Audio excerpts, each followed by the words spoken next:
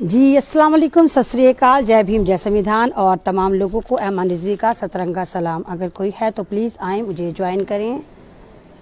नशेमन पर नशेमन इस तरह तामीर करता जा, नशेमन पर नशेमन इस तरह तामीर करता जा कि बिजली गिरते गिरते आप खुद बेजार हो जाए।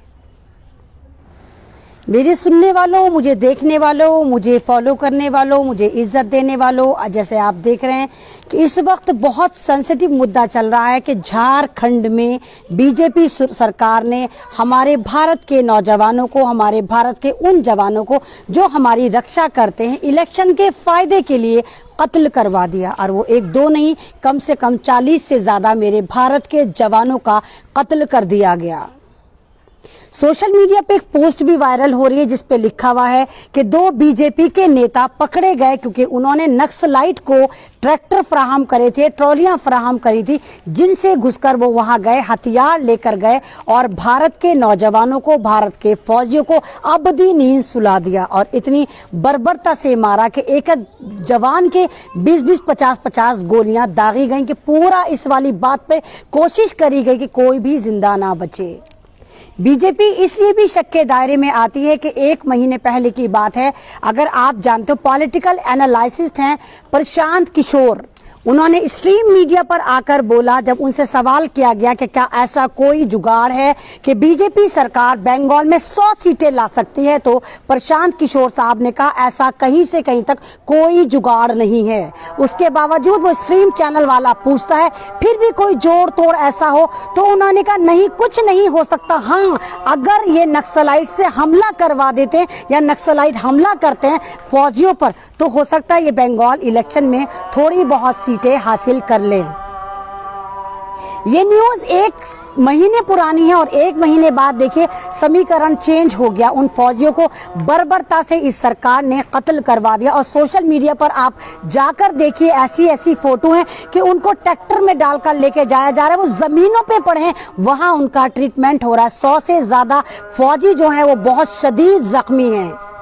बीजेपी की सरकार की रैलियां होती है तो जहाज, हेलीकॉप्टर, फूलों की बारिश, और जब भारत का जवान शहीद होता है तो उसके लिए ट्रैक्टर ट्रॉलियों में उनको लेके लाद लाद कर लेके जाया जा रहा है उन जवानों को। तो जब भी इलेक्शन होते हैं तो ये सरकार हमेशा क्यों जवानों पर पॉलिटिक्स करती है? झारखंड के लोग जवाब दें, वो नक्सलाइट भी जवाब दें कि अगर आप सरकार से नाराज है तो आप सरकार के नुमाइंदों को मारें, बीजेपी के नेताओं को मारें। अगर आप गवर्नमेंट की पॉलिसी से नाराज है तो आप इनको मारें, ना कि आप भारत के फौजियों को मारें। ये सवाल बनता है क्योंकि आप जनता हैं, आपको ये वाला सवाल पूछना चाहिए। अब मैं दूसरी तरफ आ जाती हूँ, मौत का टीकाकरण। जैसे आप देखिए कि पूरी दुनिया में मौत का टीकाकरण का बहुत तेजी से फैलाया जा रहा है कि वैक्सीनेशन लो तो तुम बच जाओगे, लेकिन जो जो वैक्सीनेशन ले रहा है एजेंडा 21 के थ्रू उसको ऊपर ट्रांसफर करा जा रहा है। अभी वली रहमानी साहब जो मुसलमानों के बहुत बड़े रहनुमा थे, उनके भी कोरोना का टीका लगाया गया और उनको समझाने बहुत सारे लोग गए थे कि ये वाला टीका जो है वो जहर का काम कर रहा है। प्लीज आप अवेयर करवाएं, अपने कौम में आप मैसेज दिलवाएं कि ये टीका जो है ये जान ले लेता है, लेकिन उन्होंने इस वाली बात को सीरियस नहीं लिया और आज ये हुआ कि उनको वही मौत का टीका लगवाया गया और आज वो हमारे बीच में नहीं हैं। जैसे आप देख रहे हैं कि 5-6 स्टेटों में इलेक्शन पूरे हो चुके हैं, निमट चुके हैं, और ये कोरोना जो बिल्कुल एडल्ट नहीं है, क्योंकि कोरोना को जो है वोट डालने का बिल्कुल इख्तियार नहीं है, इसीलिए ये कोरोना वहां जा ही नहीं सकता जहां जहां इलेक्शन है। इसीलिए ये स्कूलों में पाया जा रहा है, घरों में पाया जा रहा है, पार्कों में पाया जा रहा है, जहां छोटे छोटे बच्चे जाते हैं कोरोना वहां दौड़ दौड़ कर जा रहा है, क्योंकि ये एडल्ट नहीं है, ये छोटा है। तो इलेक्शन जहां होंगी वहां तो जाएगा नहीं, क्योंकि वोट डालने का इख्तियार एडल्ट को होता है। तो कोरोना वायरस बेचारा भी छोटा सा छोना कक्का है, इसलिए वहां नहीं जा रहा। तो ये जो आपके साथ ये जो ट्रेजेडी करी जा रही है, ये ड्रामा करा जा रहा है, एजेंडा 21 आप पर लादा जा रहा है। और जैसे आप देखिए अब दिल्ली में भी ड्रामा शुरू हो गया कि रात के 9 बजे से सुबह 5 बजे तक लॉकडाउन करा जाएगा। क्यों? ये उल्लू की नस्ल का है क्या? या कोरोना वायरस उल्लू की नस्ल का है जो रात में उस वक्त आता है जब पूरी दुनिया सो रही होती है, ये रात में मटर गश्ती करने निकलता है, या ये बेवड़ा है? ये वायरस या तो बेवड़ा है या उल्लू की नस्ल से है, क्योंकि ये उसी वक्त चहलकदमी पर निकलता है जब लोग या तो घरों में हो या सो रहे हो। यानी आपको फिर बावला बनाने की तैयारी है और मुसलमानों तुम्हारा तो कबाड़ा करने की तैयारी है, क्योंकि तुम्हारी ईद, तुम्हारे रमजान सरों पर खड़े हैं। और मुसलमानों का टोटल बिजनेस रमजान में 10 बजे के बाद चलता है, जो वो दुकानें खोलते हैं सहरी से अफ्तारी से लेकर सहरी तक चलता है। तो तुम्हारे ऊपर प्याज काटने की, तुम्हें बर्बाद करने की इस सरकार ने तैयारी कर ली है। 9 से सुबह 5 बजे तक लॉकडाउन कर दिया गया ताकि तुम बर्बाद हो जाओ, तुम सहरी ना कर सको, तुम अफ्तारियां ना कर सको सही से और ना जा सको, क्योंकि दुकानें बंद हो जाएंगी। और गलती से तुमने जाना शुरू करो तो ये वर्दी वाले गुंडे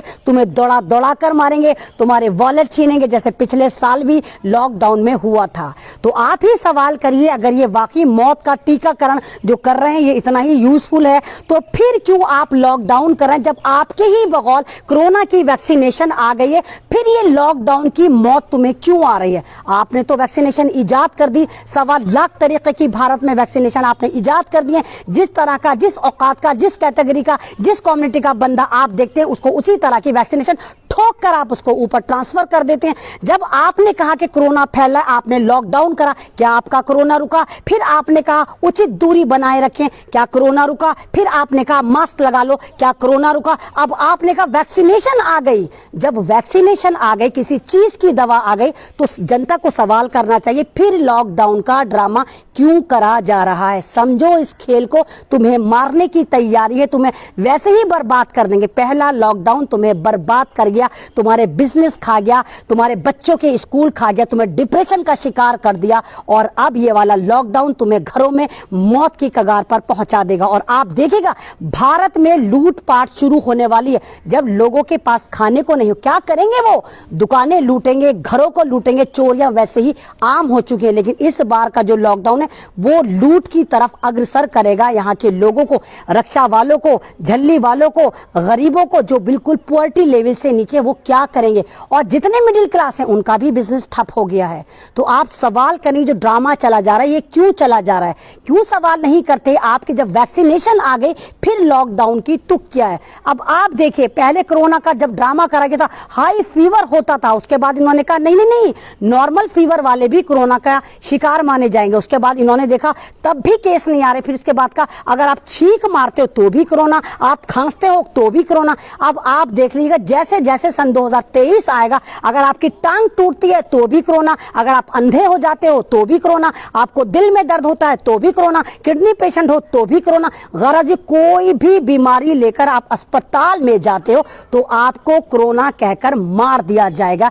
ये है एजेंडा 21 और इसमें भारत पूरी सपोर्ट कर रहा है इजराइल की। यही वजह, अगर आपको याद हो, इजिप्ट में एक जहाज को रोका गया या जहाज से स्विस कैनल को जाम करा गया, वो भी भारतीय क्रू मेंबर थे 25 के 25, जिन्होंने इजराइल के कहने पर पूरी की पूरी उस नहर को जाम कर दिया ताकि पूरा चाइना बर्बाद हो जाए, पूरा मिडिल ईस्ट बर्बाद हो जाए, पूरा ये सऊदी अरब बर्बाद हो जाए और चाइना बर्बाद हो जाए, ताइवान बर्बाद हो जाए, जापान बर्बाद हो जाए। क्योंकि उससे वो जो इन्होंने जाम करा था उससे 400 मिलियन डॉलर का हर घंटे नुकसान हमारा हो रहा है। लेकिन भारत वाले तो ना अपना फायदा देखते ना दूसरों का फायदा देखते हैं, तो इनको तो बर्बादियां लगानी, क्योंकि ये जितने भी चड्डीधारी हैं इनको तो पैसा मिल रहा है। भारत की 90% जनता सही है, लेकिन यहाँ जो 10% लोग हैं वो गद्दार हैं, चड्डीधारी हैं, जाफरानी गुंडे हैं, जो आपको बर्बाद कर रहे हैं। ये वही लोग हैं जो आपको इस्लाम के बारे में बता रहे हैं कि इस्लाम ऐसा था वैसा था और गालियां दे रहे हैं इस्लाम के बारे में। आप सवाल करिए, अब ये गाय का पेशाब पीने वाले, अंग्रेजों के पेशाब से सुबह शाम कुल्ला करने वाले हमें बताएंगे हमारे मजहब के बारे में।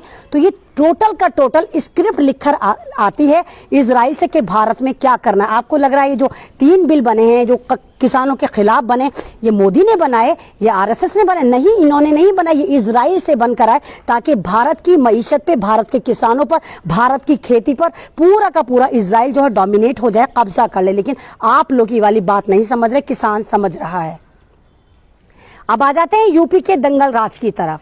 अभी गाजियाबाद में एक द्रौपदी बनाई गई है। 5 पांडवों ने एक लड़की को किडनैप करा, जबरदस्ती उसकी मांग में सिंदूर भरा, उसको शराब पिलाई, फिर उसके साथ सामूहिक बलात्कार करने के बाद उसके घर वालों को फोन कर दिया कि भाई तुम्हारी बेटी यहाँ पड़ी है, ले जाओ।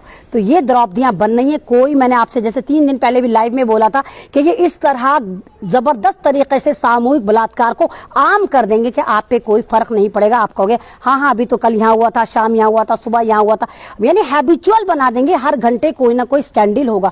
गाजीपुर में ही 3-4 स्कैंडल आज गाजियाबाद के निकल कर आ रहे हैं, जहां पर एक औरत अपने बच्चे के साथ जा रही, उसको भी जबरदस्ती झाड़ी में घसीटा गया और उसके साथ भी सामूहिक बलात्कार करा गया। जब वो थाने जाती है तो पुलिस वाले उल्टा मुजरिमों को बचाते हुए साफ नजर आते हैं, कहते हैं तू कभी ये वाली बात बोले, कभी ये वाली बात बोले। आप खुद सोचे, जिस औरत के साथ सामूहिक बलात्कार हो, क्या वो दिमागी तौर पे सही होगी? क्या वो एक एक बात सही बताएगी? नहीं बताएगी। वो तो ऑलरेडी कंफ्यूज होगी, डिप्रेस होगी। और ये पुलिस वाले टोटल का टोटल बेनिफिट जो है उन कच्छेधारियों को दे देते हैं, उन जाफरानी गुंडों को दे देते हैं, उन बलात्कारियों को दे देते हैं जो इनको पैसा खिलाते हैं। और एक यूपी से और खबर आ रही, जहां पर मुसलमान युवक को आज फिर मॉब लिंचिंग कर कर मार दिया गया। ये टेरर मचाया जा रहा है कि मुसलमानों को किसी भी तरह मारो कूटो, पूरा एक भारत में हिंदू मुस्लिम कर दो कि मुसलमान भी कहीं ना कहीं हिंदुओं से नफरत करने लगे। लेकिन इनकी ये कोशिश लगातार नाकाम होगी, लगातार ये मुंह की खाएंगे, क्योंकि भारत में 90% लोग आज भी इत्तेफाक इत्तेहाद से रहते हैं और संविधान को भी मानते हैं, यकजहती को भी मानते हैं। और वो ये मानते हैं कि भारत किसी एक फूल के नाम का नहीं, कमल के फूल का नाम भारत नहीं है। भारत जो है वो एक गुलदस्ते की तरह है। अब मैं आपके पास एक अर्जी लेकर आई हूँ। मैं अमन रिजवी, मुझे आप सुनते हैं, मुझे आप जानते हैं, और मैं आपसे दिली दरख्वास्त कर रही हूँ कि एक बंदे की मेरे पास लगातार रिक्वेस्ट आ रही है, बहुत ज़्यादा वो मुझसे इंसिस्ट कर रहे हैं। बरेली का वो बंदा है, उसकी वाइफ रूबी जिसका नाम है, और वो उसकी एक बेटी जिसका नाम अनमता अली है, वो उसको लेकर घर से निकल गई है। वो औरत जिनका नाम रूबी है, वो दिमागी तौर पर थोड़ी अपसेट है। वो बच्ची को लेकर पता नहीं कहाँ निकल गई हैं, और किसी ने बताया कि वो किसी के घर में है, किसी ने बताया वो भीख मांग रहे हैं। तो बरेली के लोग जो मुझे देख रहे हैं, प्लीज वो उस बंदे की मदद करें। रूबी नाम की औरत, और उसकी गोद में एक छोटी सी बेटी है जिसका नाम है अनमता अली। अगर आपको नजर आती है, प्लीज बरेली वालों, वो थाने के पास वहां रहती हैं कहीं, तो उनके बच्चे उन्हें दर दर ढूंढते फिर रहे हैं। 2 छोटे छोटे बच्चे हैं, मेरा ख्याल से गालिबन एक 12 साल का बेटा है, एक 8-9 साल की बेटी है, जो लाउड स्पीकर लगा लगा के गलियों गलियों में अपनी माँ को ढूंढते फिर रहे हैं। अगर बरेली वाले मुझे देख रहे हैं तो प्लीज उन तमाम लोगों से मेरी रिक्वेस्ट है कि रूबी नाम की औरत या उसकी गोद में एक बच्ची नजर आती है जिसका नाम है अनमता अली, अगर आपको मिलती है, प्लीज बरेली वालों उस बंदे की मदद करो, उन बच्चों की मदद करो जो 6 महीने से लगातार अपनी मां को ढूंढते फिर रहे हैं, लगातार FIR करवा रहे हैं, थानों में ढूंढ रहे हैं, लेकिन वो उसको नहीं खोज पा रहे। अगर आपको वो रूबी नाम की औरत और उसकी गोद में एक छोटी सी मासूम सी बच्ची, 1-1.5 साल की बच्ची है, उसका नाम है अनमता अली। मैंने अपने पेज पर उसकी पिक्चर भी परसों लगाई थी, तस्वीर भी लगाई थी, उन बच्चों की भी लगाई थी, उस अखबार की कटिंग भी लगाई थी जिसमें ये न्यूज सर्कुलेट हुई थी। और आप तमाम लोगों से मैं यही कहना चाहूंगी कि प्लीज अवेयर हो जाइए, और ये जो मौत का टीकाकरण है इसके बारे में आप सोचिए, समझिए, दिमाग के ढक्कन खोलिए और देखिए कि भारत किस दिशा में जा रहा है। क्योंकि एक बहुत ही मशहूर शेर है कि गैर परों से उड़ सकते हो हद से हद दीवारों तक, गैर परों से उड़ सकते हो हद से हद दीवारों तक, अंबर तक तो वो जाएंगे जिनके अपने पर होंगे।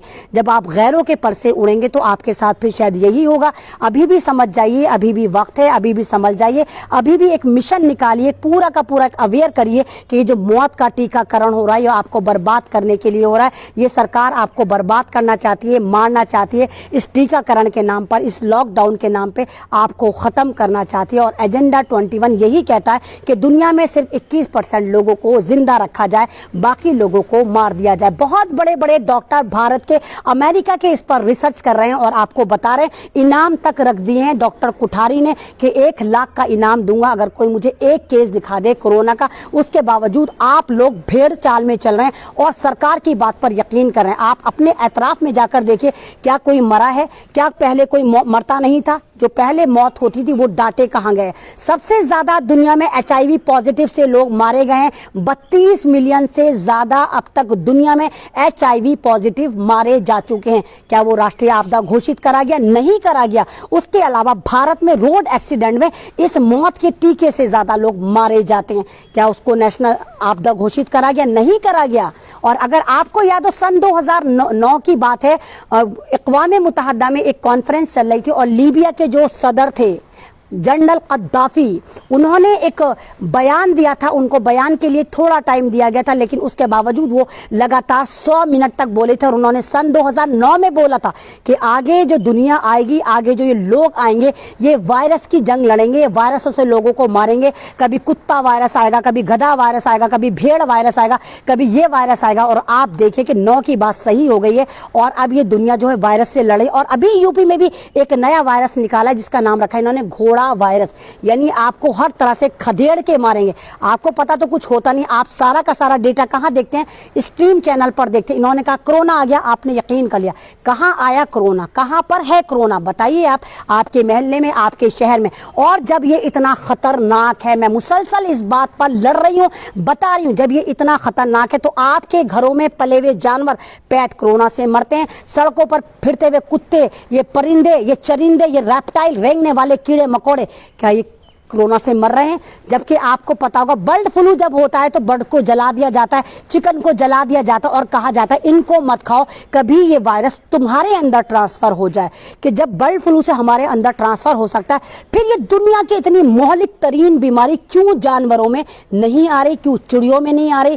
क्यों दरिंदों में नहीं आ रही? क्यों परिंदों में नहीं आ रही? ये सोचना बनता है, क्योंकि आप जनता है। शुक्रिया, अल्लाह हाफिज़। मेरा लाइव अगर आपको अच्छा लगता है इसको ज़्यादा ज़्यादा शेयर करें। ये मेरा पेज है, इसको ज़्यादा लाइक करें, फॉलो करें और मुझे दुआ में याद करें। अगर आपका कोई भी ऐसा टॉपिक हो जो आप चाहते हैं कि मैं डिस्कस करूं, प्लीज़ मुझे मैसेंजर में जाकर ज़रूर उस वाली बात को मेंशन करें। और अगर मुझे ऐसा लगेगा हाँ उसको डिस्कस करना चाहिए, इंशाल्लाह मैं अगले लाइव में अगर जिंदा रही तो ज़रूर डिस्कस करूंगी। शुक्रिया, अल्लाह हाफिज़। जय भीम, जय संविधान, जय जवान, जय किसान, सत श्री अकाल।